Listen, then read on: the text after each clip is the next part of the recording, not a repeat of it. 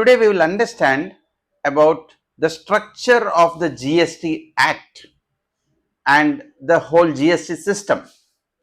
Firstly, when we say GST, goods and services tax, when it comes to the practical application, you will find in the invoices which you are getting sometimes CGST, SGST or sometimes IGST.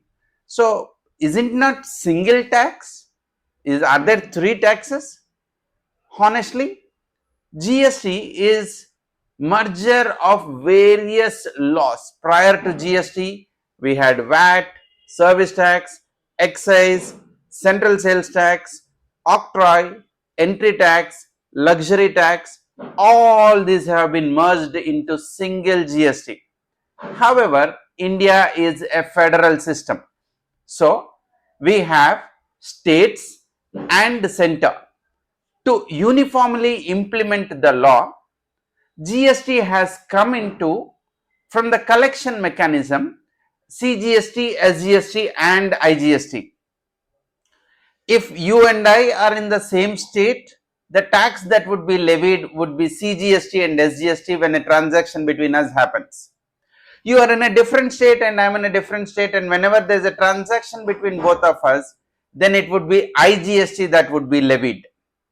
Whenever you hear a rate of tax 5%, 12%, 18%, then it is the GST rate for that product, goods or service.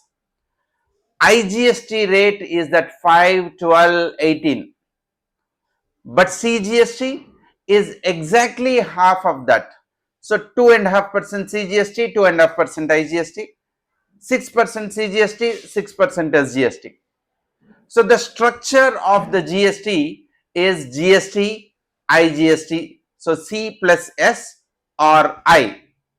Along with that, we have something called compensation cess on a luxury goods or some sin items.